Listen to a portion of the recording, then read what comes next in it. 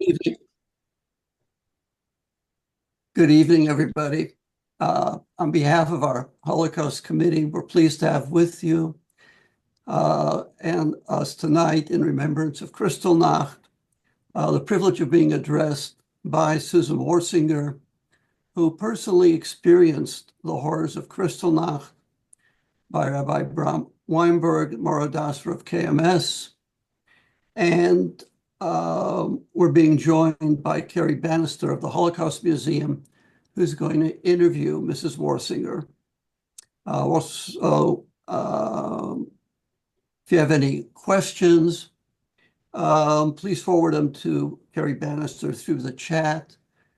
Carrie is going to present your questions as time permits to Susan Warsinger at the end of the presentation. Tonight, we're remembering the horrific events of November 9th and 10th of 1938, Kristallnacht, or the Night of Broken Glass. During Kristallnacht, Nazi thugs throughout Germany, recently incorporated territories of Czechoslovakia, orchestrated attacks against hundreds of synagogues, thousands of Jewish businesses, hospitals, schools, and homes. 30,000 Jewish males were rounded up, taken to concentration camps. Over 100 Jews were killed. The Nazi regime then ordered the Jewish community to pay a 1 billion Reichsmark atonement tax. The evening of November 9th to 10th, 1938 marked a new level of violence against Jews, signaling the dark path that lay ahead.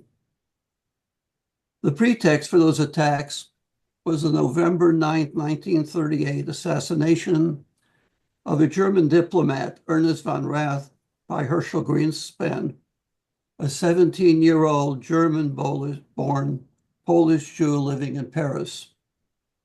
Just days earlier, German authorities had expelled thousands of Polish Jews from Germany, including Greenspan's parents. In desperation, Greenspan sought revenge. He attacked the Nazi embassy, an act that Nazi authorities used to spark violence on Kristallnacht. That was their excuse.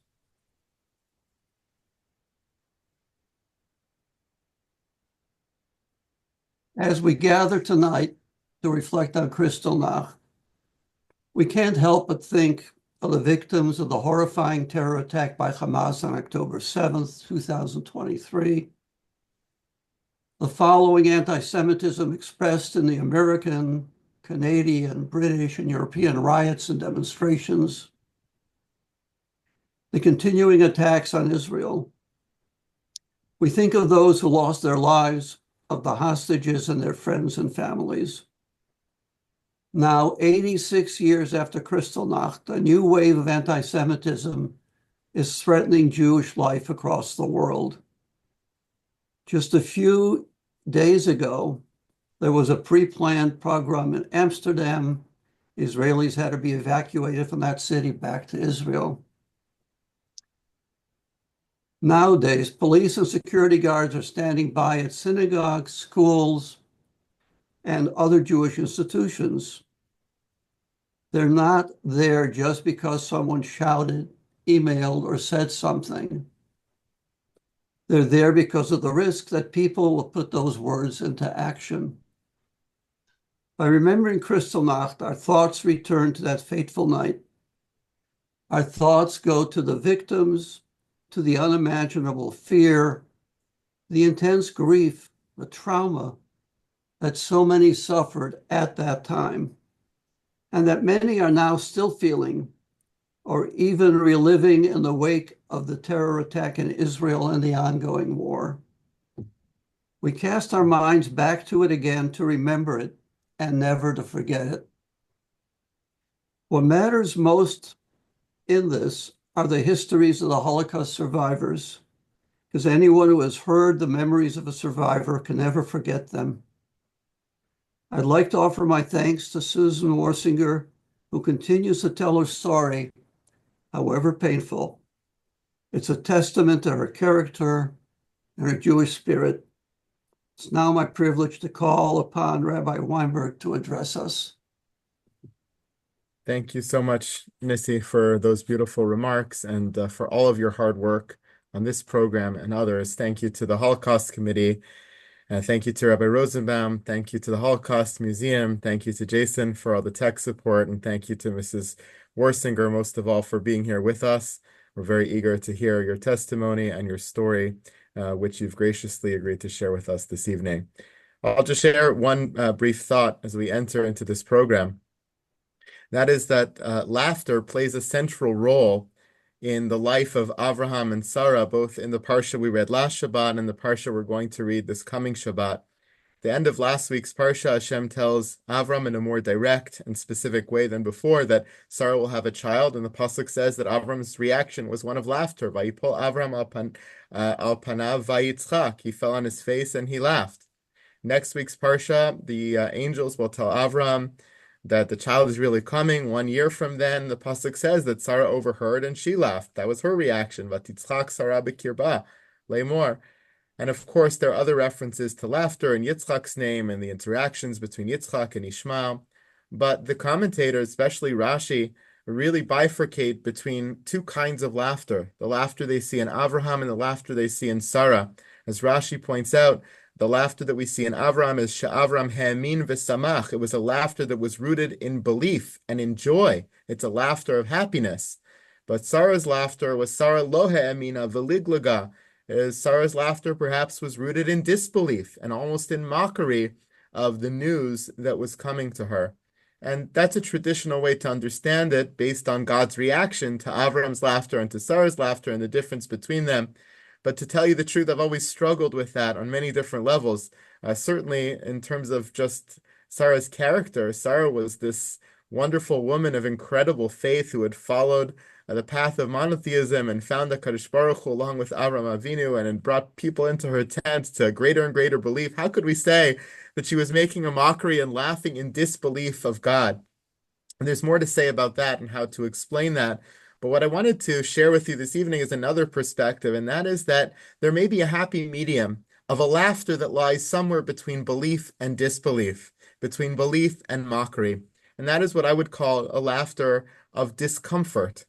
Sometimes a person laughs not because they really believe or disbelieve, not because they're happy or they're sad, but because they're uncomfortable. There's a laughter that emerges from a human being when they feel some kind of dissonance, some kind of discrepancy that's irreconcilable for them between what they believe and what they're experiencing or what they see in front of them. And perhaps that was the case in the story of Avraham and Sarah. They laughed because they were uncomfortable with the dissonance they felt between what they believed in their heart and what they saw in the reality in front of them. In their hearts, of course, they believed that Hashem was omnipotent, that Hashem could deliver this child to them if he so desired, that Hashem would keep his word and honor his promise and his covenant.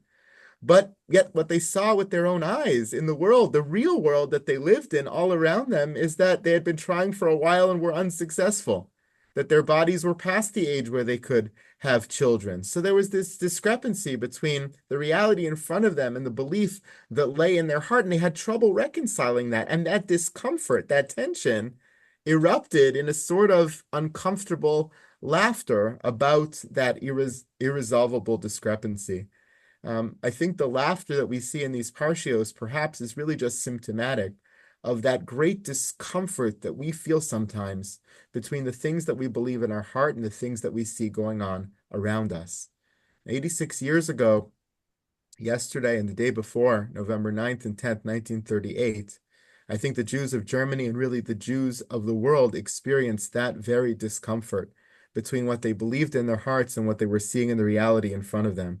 What they believed in their hearts about the fact that they were Germans in every sense of the word.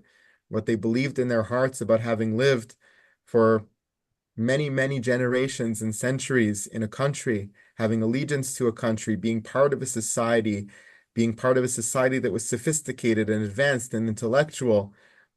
What they thought about being fully assimilated into that society. And then what they saw in front of their eyes, shuls being burned and desecrated, shops being vandalized and looted, friends and families beaten or worse, arrested, vile graffiti, going on all around them against them because they were Jews, viewed as Jews, not as Germans. And I imagine that was extremely painful and uncomfortable, as I'm sure we'll hear from Mrs. Warsinger shortly. But what I've heard from other survivors of Kristallnacht is that shock of the dissonance between what they always believed in their heart or wanted to believe in their heart, what they were seeing in front of them, was very real and very uncomfortable, not just for the Jews of Germany, but for all who learned about it afterwards, understanding that the station of the Jew in the world was not as stable as they perhaps believed. Unfortunately, that's a dissonance and a discomfort that we continue to feel today, as Nissi pointed out. 86 years later, as we've experienced so much anti-Semitism in our world, and even just this week, pogroms against Jews in the streets are still there. And every time it happens, we feel that discomfort. We feel that dissonance. We believe we're in a better world. We believe we're in a more peaceful world. We believe that perhaps things could change. And then the realities in front of us crush that belief and crush that feeling. And it's uncomfortable, tremendously uncomfortable. I wish I could say that we were commemorating this Kristallnacht with a different feeling and less discomfort, but unfortunately we're not. But we're here to remember tonight. And part of remembering is the ability to hope for a different kind of outcome and a different kind of future. We hope tonight that we will see the day when we will no longer suffer that discomfort between what we believe in our hearts and what we see in reality.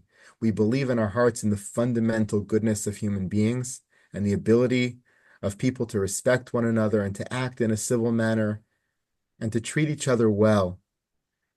And we hope for the day where the reality in the street and the reality for Jews specifically in the street will match that deep belief that we hold in our heart. We hope that day should come very soon. In the meantime, it's our responsibility to remember even those uncomfortable moments of our past when that has not yet been the reality. Thank you so much. Thank you, Rabbi Weinberg. Susan Warsinger will now present her history, focusing on her childhood in Germany.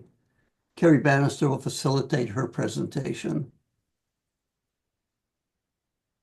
Thank you so much for inviting us into your homes this evening. It's a privilege for us to be here. As you heard, my name is Carrie Bannister. I'm the Senior Program Coordinator in the Office of Survivor Affairs at the United States Holocaust Memorial Museum, which means that I have the privilege of working with the Holocaust survivors who choose to volunteer their time at the museum. Our office offers schools, civic and religious groups, military bases, and others the opportunities to hear Holocaust survivors share their experiences.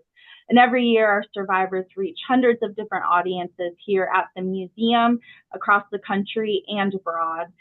The museum defines Holocaust survivors as Jews who experienced the persecution and survived the mass murder that was carried out by the Nazis and their collaborators between 1933 and 1945.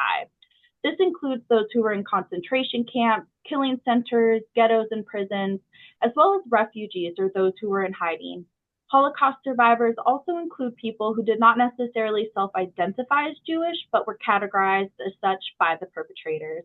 And as you know, this evening you have the unique opportunity to hear from Ms. Susan Warsinger, one of nearly 40 Holocaust survivors who currently volunteer at the museum.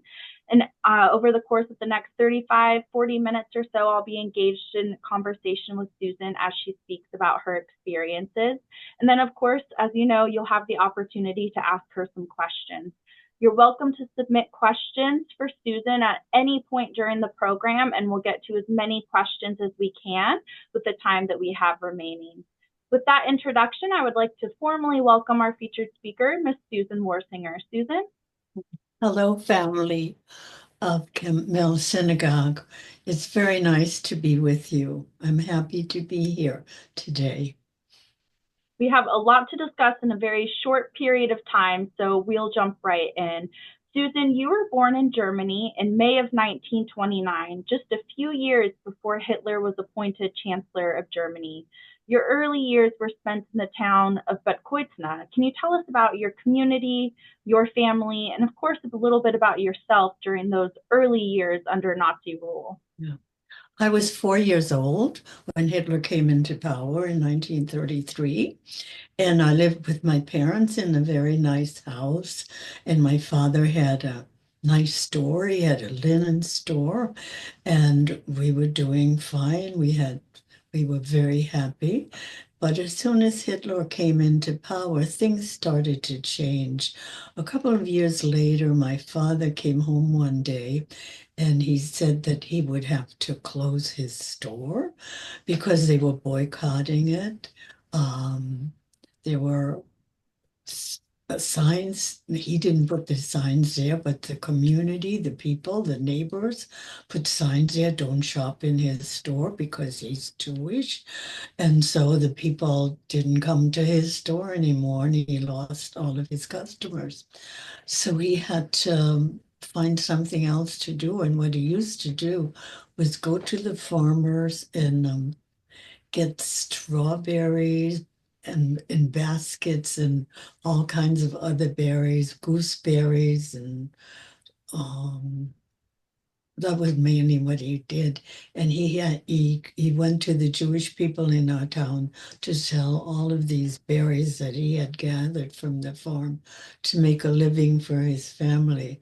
Of course, it wasn't really enough for us to stay in our house, and we had to move. We had to move a lot from a smaller to a smaller and to a smaller home, um, all the time.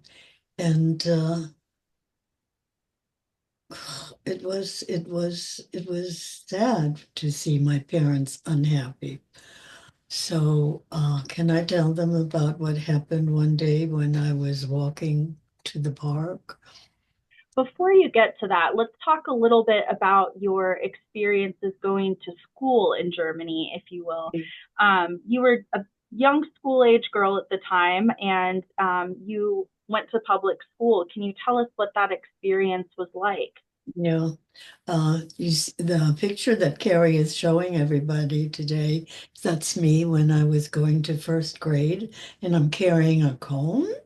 And that cone was filled, and I bet you all of the students here know what probably is in there. And if you're guessing that there is candy and chocolates in there, you're absolutely right. Um, all of the children in Germany, when they first went to first grade, their parents gave them one of those cones, and they brought it to school with them on that very first day. And it was symbolic so that their years in public school would be happy and sweet and wonderful. And so here I am. But it didn't last very long. Pretty much later, a few days later, or maybe it was weeks, a few weeks later, I really can't remember because I was young. The teacher started to read books to the kids, picture story books like you used to read when you were in kindergarten and in first grade. And the picture storybooks were anti-Semitic. And here's the one that Carrie is showing you.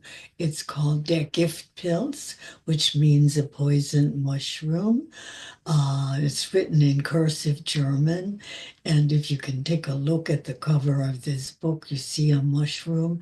And then you can see it's a clown with a big nose. And you know he's Jewish because he's wearing a Mogen David.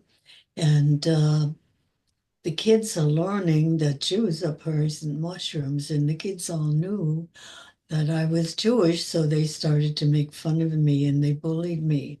And every day I came home and I told my mother I didn't want to go to public school anymore. I didn't want to go to school anymore. And she said, "Well, keep on going, and they're going to find out that you're a nice girl, and then you'll make friends and everything will be all right." But it didn't get better, and it didn't get better, and I cried every day I came home. However, one day I was extremely happy. And the reason I was so happy because the Germans had made a law that Jewish children weren't allowed to go to public school anymore, so I didn't have to go. And so I was happy. However, our parents weren't too happy about it. They wanted we had a few Jewish families in Bad Kreuznach. It was a small town, and everybody knew each other. and all the Jewish people decided that they would hire a Jewish teacher and that we would all be in this one room and that he was going to teach all of the Jewish kids in the class, all of Bad Kreuznach. And the picture that you're seeing right now is one. Let's see, I have it. I don't have it big, but can everybody see it big? Okay, so anyway, in the middle, there's one person that's writing in his notebook, and that is our teacher. And what he was doing, he was probably teaching a language arts class. And in that school, he had to teach all the way from the first grade to the ninth grade. He had to teach us language arts, he had to teach us geography and history and reading. So it must have been really hard. And in this one, what he's doing, he's having us put on a play. And what we're doing is we are uh, acting out German fairy tales. And one of the fairy tales is Little Red Riding Hood. And that's me with the basket. And I'm Little Red Riding Hood, and my best friend is my mother, and she's telling me to be very careful when I go through the woods. And all the other stories in this photo are German fairy tales. And so everybody in the classroom was very happy. And I was a teacher myself later on, and sometimes I wonder how this teacher could have possibly done teaching all the grades and all the subjects. But we were all happy, and I learned how to read, and I was very happy in the school. Your experiences in public school were unfortunately not your last experiences with anti-Semitism. Earlier, you started to allude to an experience that you had in a local park. Can you tell us about that experience? Yes. I used to be very proud when my mother used to ask me to go to the grocery store all by myself to buy a loaf of bread or to get some milk. And we lived on Gymnasialstraße and was opposite from a park. And in order for me to get to the grocery store, I had to walk through the park and get to the other side of the park. And so my mother gave me the fennec in my hand, and I was proud, and I was crossing the street, and it was safe for me to cross the street by myself. And I got to the entrance of the park, and I had to walk down the steps and in order to get to the park and to get to the other side. And just as I started to walk down the steps, there was a gatekeeper, and he saw me and he knew who I was, and he started to scream at me, and he started to tell me, "Hey, you dirty Jewish kid, you cannot walk through the park anymore. Don't you dare walk through this park anymore." So I ran home and I told my mother, and she said, well, next time you go, you walk all the way around the park. And my parents always wanted to protect my brother and me. And they didn't want to tell us what was going on because they figured it was all going to blow over and everything was going to be all right. So she said, the next time she told me to go to the grocery store, and I felt proud again, and she put the fennec in my hand, and I crossed the street, and then I knew I was supposed to go all the way around. I would have to walk one block over and then another block over and then back to the other side of the park. And I got to the top of the steps and I said, probably all of you are thinking that, what is she going to do? And if you're thinking that, I said, okay, I'm going to walk through the park. And that's what I decided to do. So I walked down the steps, and a gatekeeper came out, and he started to scream at me the way he had done before, but he was really angry, and he started to throw rocks at me. and call me all kinds of terrible names. But the worst part of it was he had a daughter, and she was just a little bit older than I was. And she saw her father throwing these rocks at me and saying these horrible things to me. Of course, he was her role model. And so she said, well, I guess if my father's doing that, she was going to do the same thing. And she called me names and threw rocks at me. And I ran back and I never went through that park again.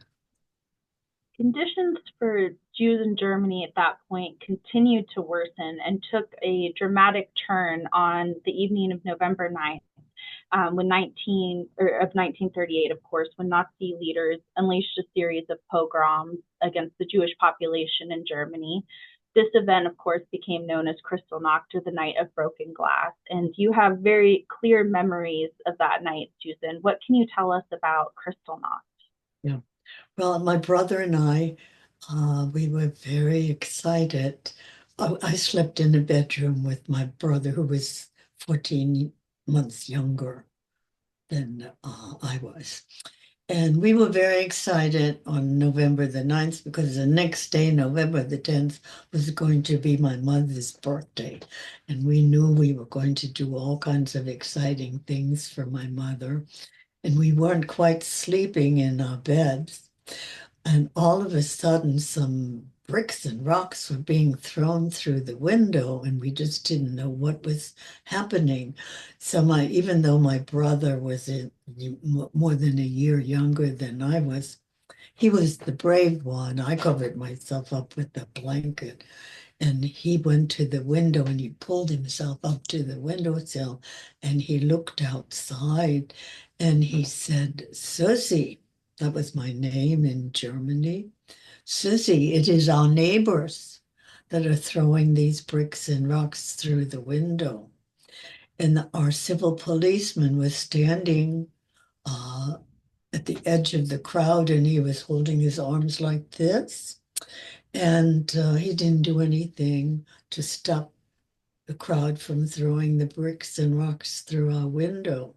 So my brother and I, we were really very frightened, and we went across the hall to our parents' bedroom. And when we got there, the bricks and rocks were being thrown through the window there also. And by that time, we had a baby brother, and he was lying in his bassinet, and the bassinet was right under the window, and a rock came falling onto him, but it fell on his hand, and he was all right. Anyway, so my mother grabbed the baby, and all five of us, my father and my mother and my two brothers and I, we huddled in the corner and trying to decide what we were going to do. And just then, the people that had been throwing these rocks and bricks through the window decided to uproot a lamppost that was outside of our house. And we lived on Gymnasialstraße, and the other side of it was Adolf Hitler Platz. It was a square. And so they came in through our front door from the square, and they carried this lamppost on their shoulders, and they smashed through our front door. And our front door was made out of different colored glass, and made a horrible noise. And then later on, we found all of this beautiful glass that had been at the doors, all strewn over in our hallway. But while all of this was going on, my father decided, and my mother she must have also decided, that we would go and hide up in the attic. And so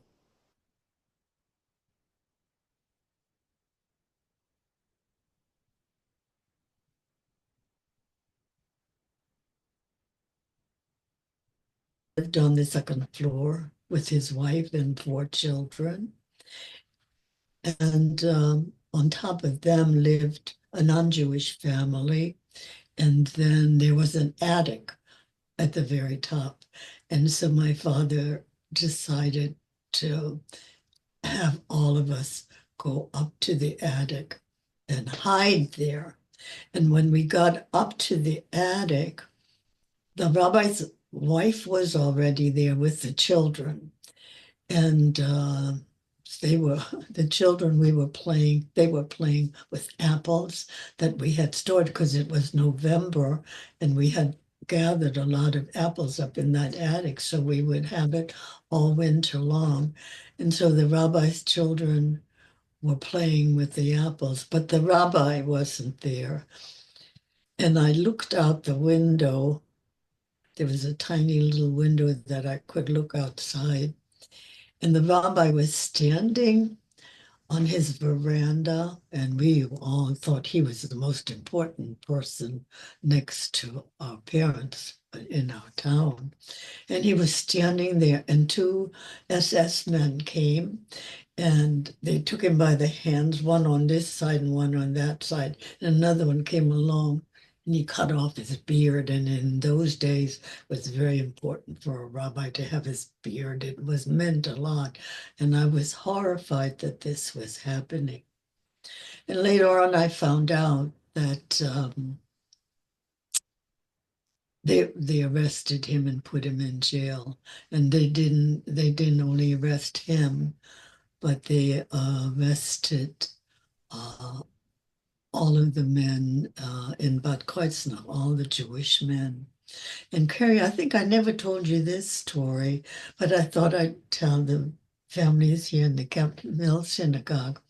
You know, they arrested my father, but he came back and he came up to the attic, and we were really surprised that he came back, but he came back. So, you know, we were kids and I didn't understand, you know, in those days, why did he come back? And when we came to the United States, my brother and I, we many times talked about this. And we never really knew the reason why, but what we decided is my father used to play. There were two reasons that they let him go. My father used to play chess with the mayor of the town, and maybe the mayor of the town let him go. Or my father was born in Poland, and all of his relatives that there were in Poland. And at that time, the Germans had not decided to take over Poland yet. This is before they decided to take over all of Europe. The Kristallnacht happened before all of that.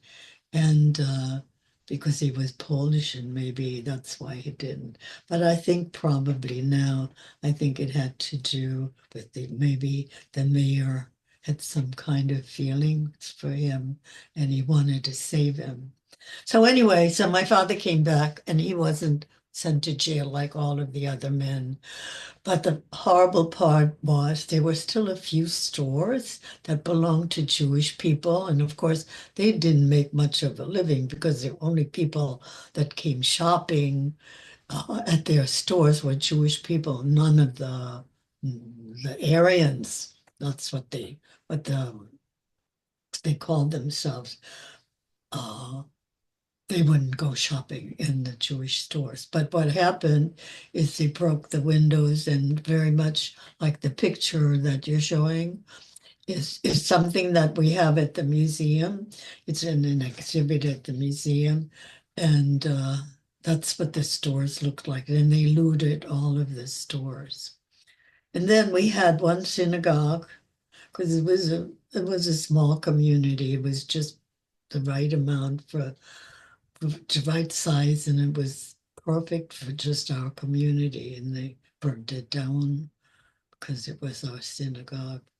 Of course, later on, you probably all the people who are the families at Camp Mill, they all know what happened, that this not was going on just in Bad Kreuznach, but it was going on in every town in Germany where there was a Jewish community.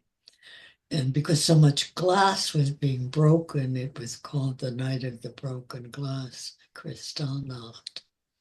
The stores, though, were not the only thing that was looted. Your home was looted also by your neighbors. Is that correct? Yes, what they did is they looted our apartment, but and they took not they didn't take everything. They just broke a lot of things, but they did most of the looting in the rabbi's apartment. They took some of his artifacts and some of his books and the Chumash and I was just very upset because some of the prayer books, and we take good care of them, and they did some horrible things to them. Your father that night also had the foresight to gather some of his savings that he had been collecting. Can you tell us about that? Oh yeah. Um, um, but of course, the little bit of savings that he had, and I'm sure it wasn't that much, but he couldn't put it in the bank because I don't think Jews were able to put their money in the bank.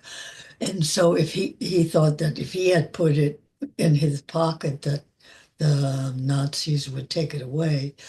So, but he figured a little girl hiding up in the attic wouldn't they wouldn't find it there. So what I did is I put it in my underwear, and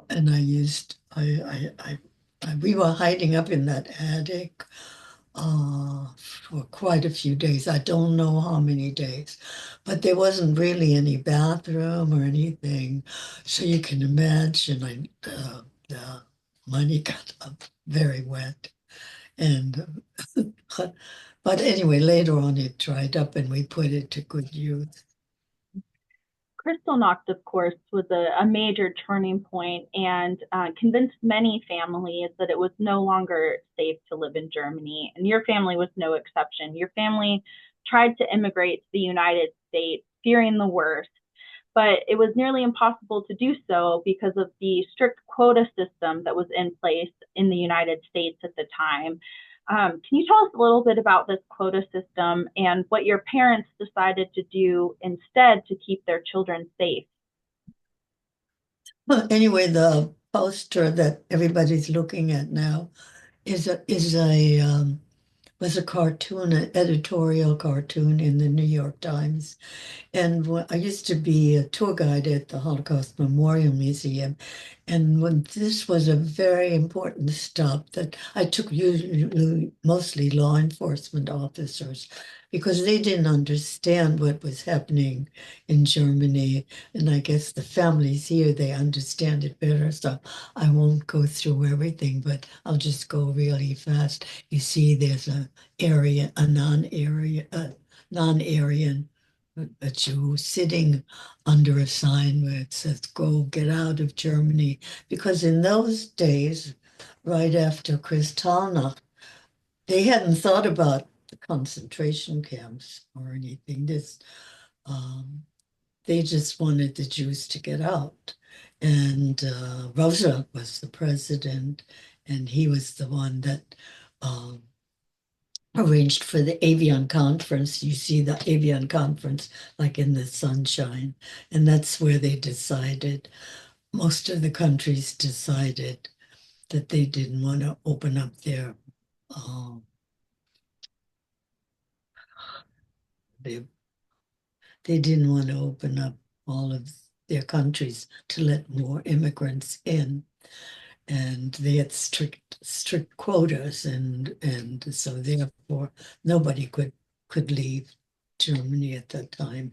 And so this is a very good editorial cartoon. So if anybody goes to the museum, see that cartoon. Anyway, so my father had heard of a lady that was smuggling children across the border from France, from Germany into France.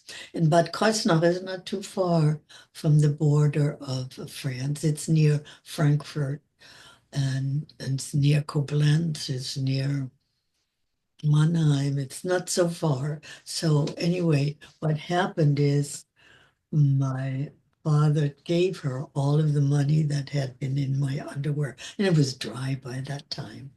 So he gave her all the money that he had saved to take my brother and me across the border. And what she did is she had two children of her own, and she used their passports, and we were those children, and we had to learn the names of those children on the passport. So when the police or whoever came on the train to check up on who we were and to check our passports, we had to tell them that we were her children. And we had to be very quiet because we were Germans and we didn't know any French, and we were supposed to be French children. So they told us, to pretend to be sleeping when they came. And during the middle of the night, I remember they came and I was pretending to sleep, and I really didn't understand what was going on because they were speaking in French. So, but we got across the border safely. But the worst part of it was the separation must have been, it was terrible, but for me, because I just thought it was not that terrible for me because I thought maybe my mother and father, we would see them soon after, but must have been horrible for my parents because how they didn't know whether they would ever see us again. And it was their children, and I'm a mother, and I know what it's like to have children and to love them.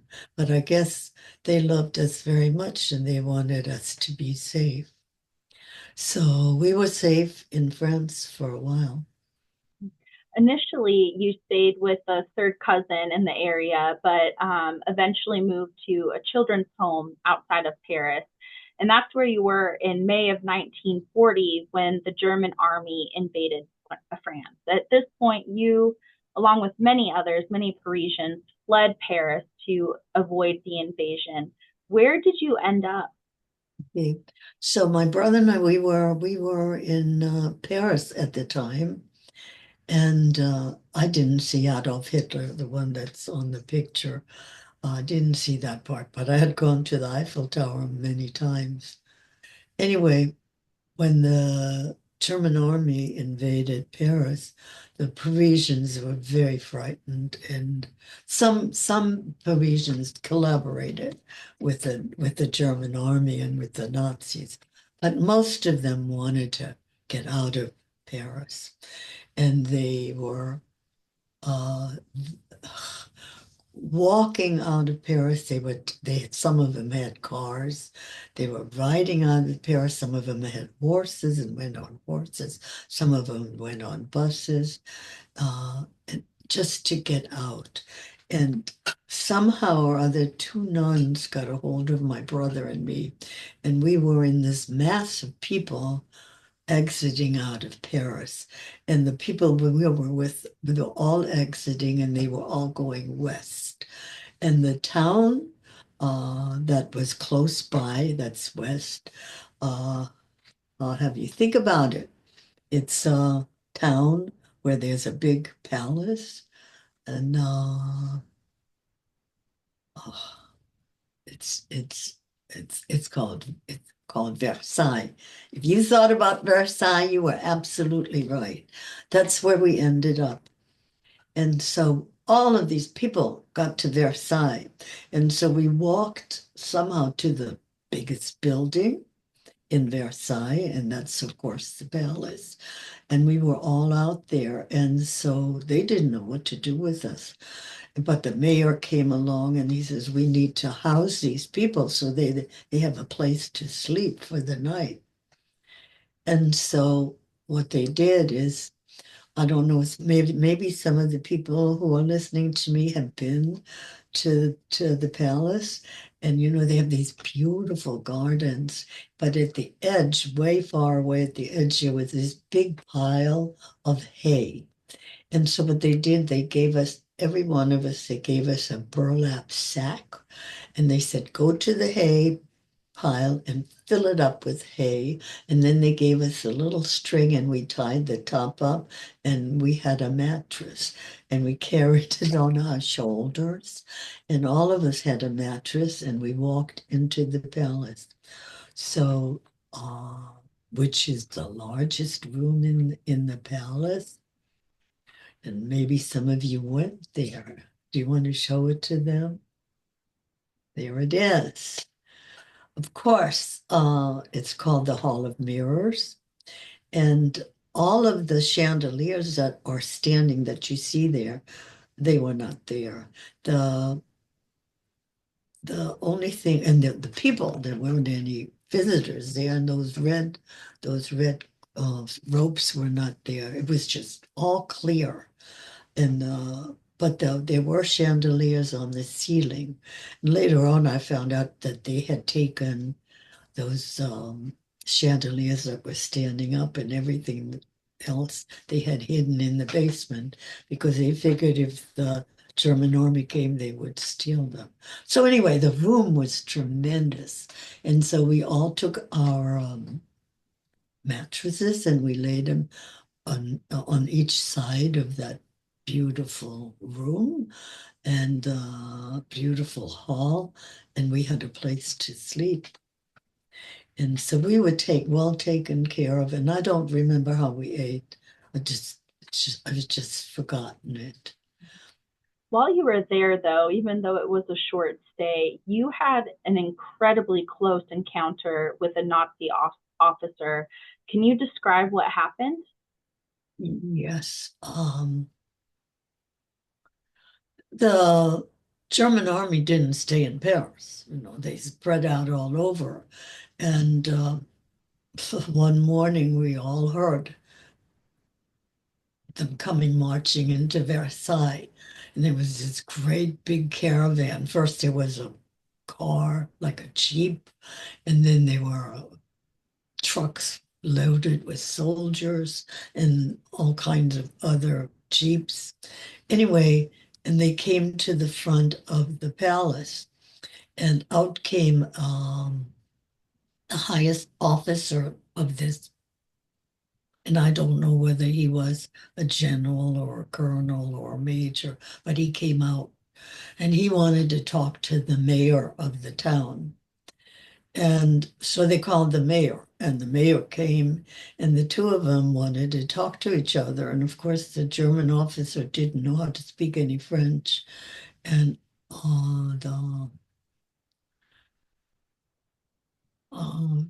the mayor of the town didn't know how to speak any German. And so there was somebody shouted in the crowd, "There's this little girl in the palace. She knows how to speak German." And so some of you are already guessing that it's me. So anyway, so they called me. And I tell you, I was really frightened, very frightened. And I came outside, and that German officer seemed to me as tall as the ceiling. And I could just see the top of his boots. And I was so frightened that he would find out that I was Jewish. But in the meantime, I had learned how to speak French because I had been in the surroundings of Paris for a whole year. My brother and I had gone to school, and we had learned how to speak French. So I translated for them, and evidently I did an okay job because they were very satisfied. And at the end of the conversation, the German officer bent down to me and he said, "Little girl, how come you know how to speak German so well?" So I said to him, the French schools are really very good, and they taught us how to speak German.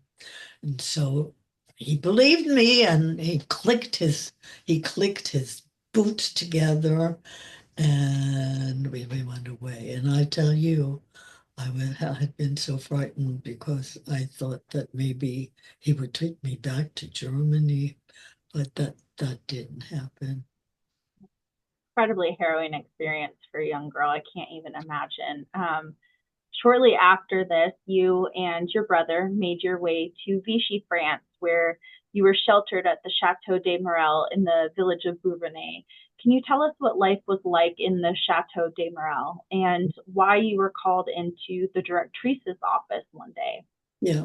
Can everybody see that map? Because on my screen, it's really small. Can everybody see it big? Can they see the white line? So some of you are wondering what's that white line? And the white line that's in the bottom part of, in the southern part of France, that's the part that was supposed to be the unoccupied zone. The Germans were not supposed to come and uh, bother us there. And so Vichy, if you can see Vichy on the map, then right near Vichy, there was a very small village, and it was called Prouvernet. And in this village, there was a castle, a real old castle. And in that castle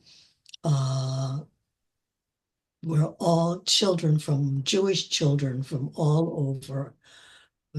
over France that ended up there. And you can see how old it was. It was in disrepair, but it was a wonderful place to be. It was very Orthodox. And, you know, I came from a very Orthodox family, and they had only kosher food, and we had to study after school every day. We had to study the Chumash, and we translated it, and we learned some more of the Jewish traditions. And so all of the kids there were really very, very happy. Now by this time, we have been separated from our parents.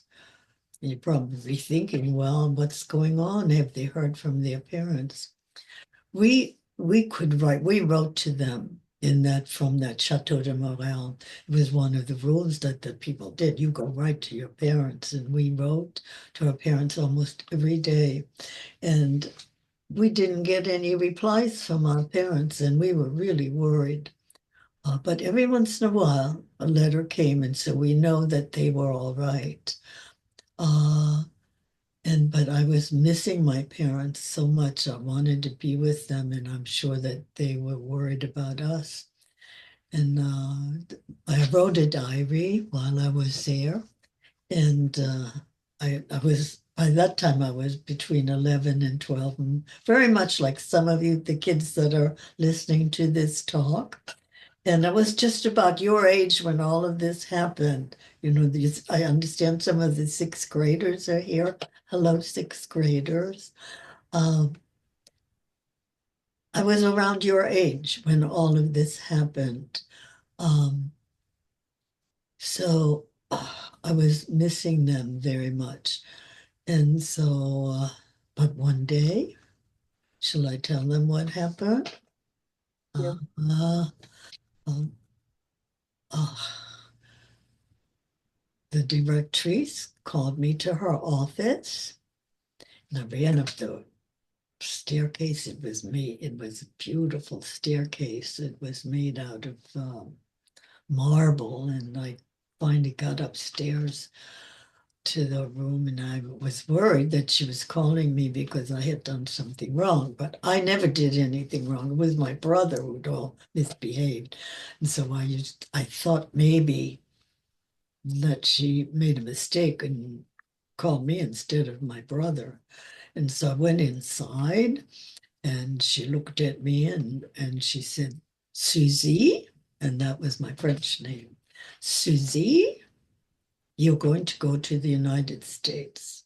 And I was really excited. And she said, we found your parents. Your parents found you. They are safe in the United States, and they have been working very hard to find you. And there was the highest who helped them. And then there was the OSE, Au Secours des Enfants, which was an organization. And then there were the Quakers. And those people were, and Eleanor Roosevelt, all of these people together helped find us. And my brother and I were able to go with a transport that had 50 children, and on a boat which was the Sapa Pinto. It was a Portuguese boat that was going to go across the Atlantic Ocean to the United States. I'm looking at my clock. It's 8:25, so You're I okay. have to hurry up and You're okay. So we see here this tag that you had to wear on the journey. Can you tell us a little bit about this tag and your journey to the United States? Yeah, this tag was when the museum first opened up, it was displayed prominently up on our fourth floor, but it's not there up displayed right now. Other things, the museum, the audience might like to know, we change the exhibits a lot, so we make sure that there's something new there all the time, and that the other things that were there get saved properly, and that nothing will happen to them. So anyway, this is still in the museum and it's well taken care of. And it says on there that I'm one of 50 children coming to the United States, and I'm coming on the Sapa Pinto, and I'm going to New York. And what had happened, and I didn't learn about this much later, the 50 children that I was with, that was a transport that Eleanor Roosevelt had organized. And these 50 children didn't have any parents in the United States. Their parents had gone to concentration camps where they were not able to get out. So somehow the Jose and Hayes, they were four spaces. And I later found out that they were four spaces, empty spaces. So my brother and I could go, and that my a third cousin of mine could go, and her sister could go on that boat. So we and the little brother, their little brother went on the boat.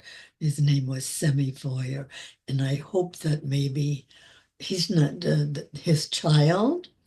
I just saw him yesterday, and he knows a lot of people that are members of the Kemp Mount Synagogue, and maybe some of you know him. His name is Jeffrey Foyer. So I just thought you might know him. So anyway, he was on. His dad was on the boat with me. So 50 kids got to come. And when we got to the port, this is the picture. Can you see which one is me?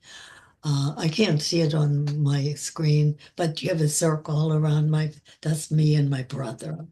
And that's not all 50 children, but this was not in the New York Times, but a smaller paper at that time in New York.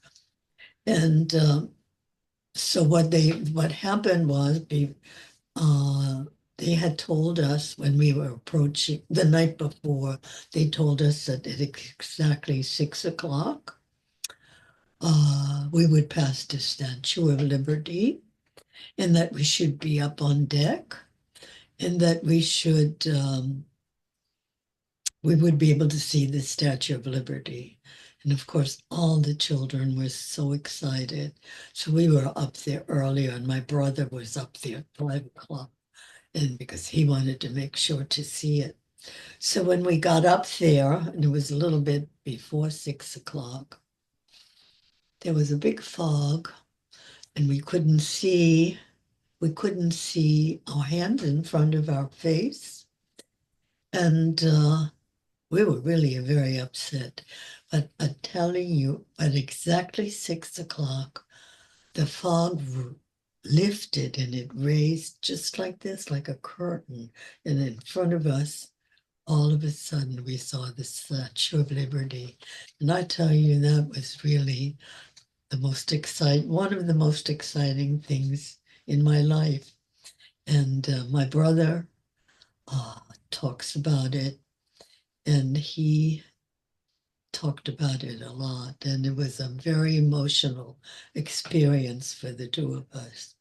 So anyway, we saw her because she meant democracy. She meant freedom. She meant that we were going to see our parents. She meant that we were going to be able to go to school and nobody was going to make fun of us and bully us.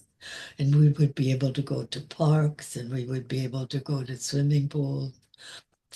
And of course, we would be able to see our baby brother who came earlier with my parents.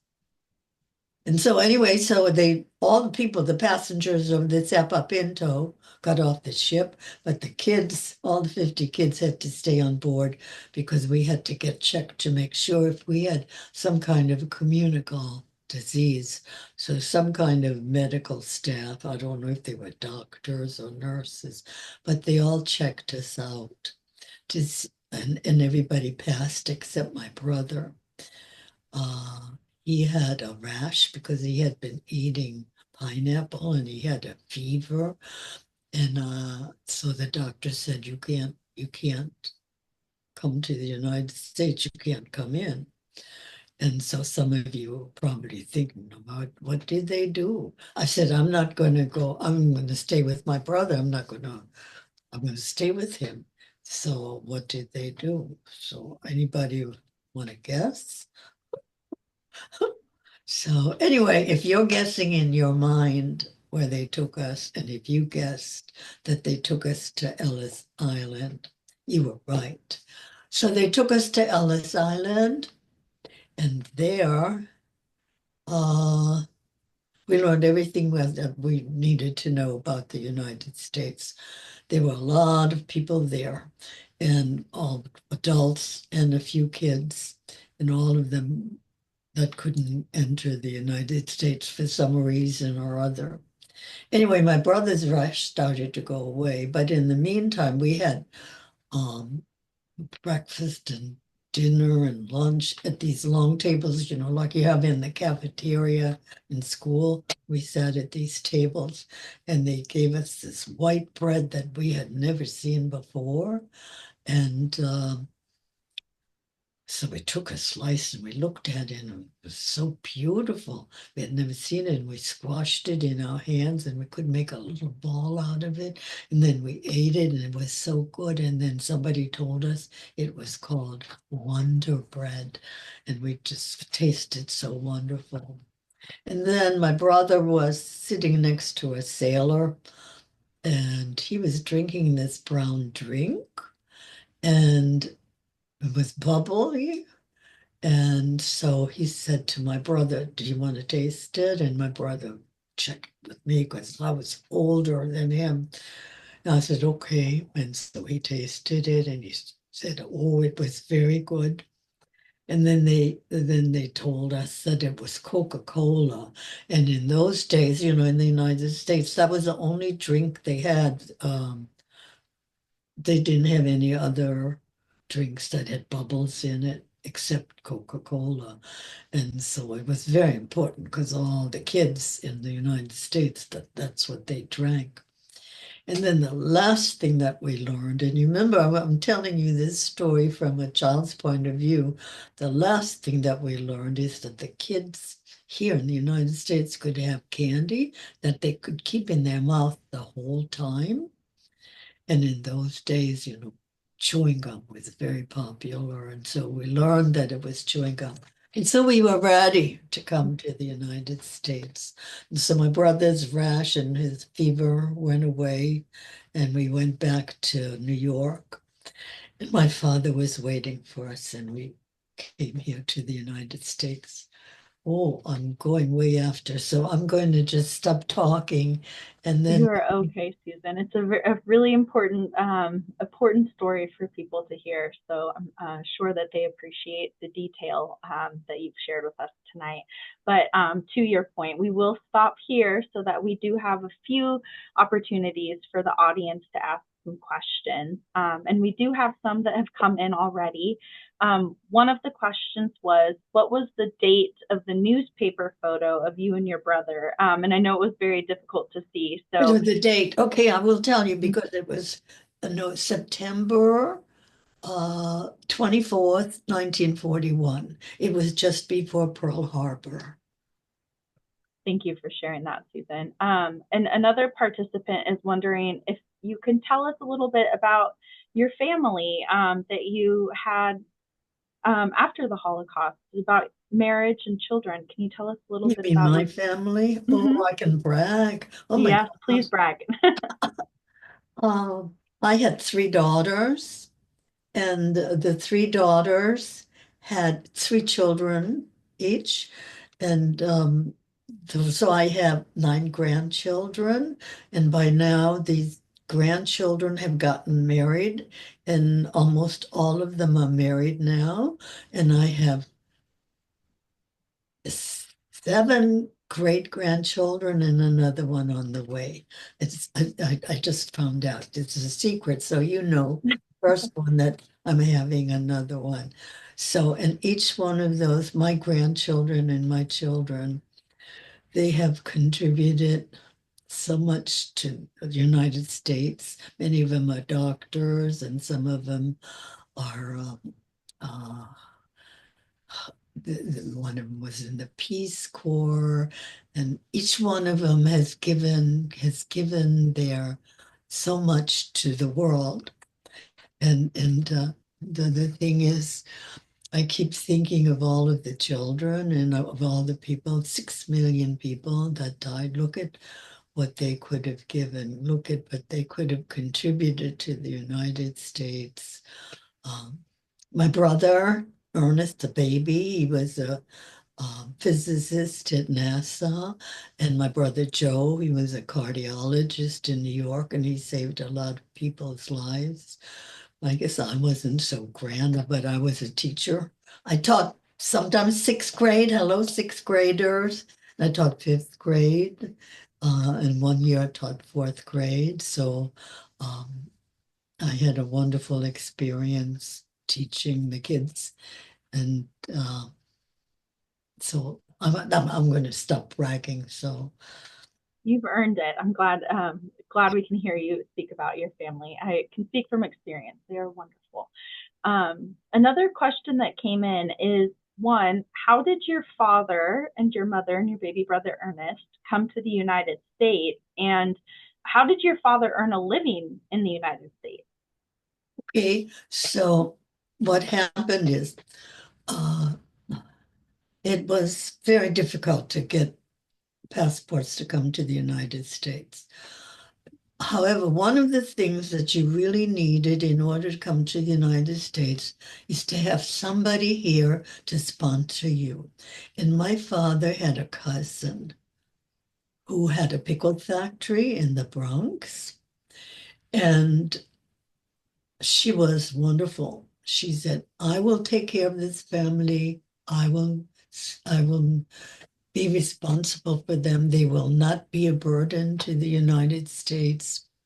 But the amount of money that this pickle factory had was not sufficient for my mother and the baby brother that were still in Germany.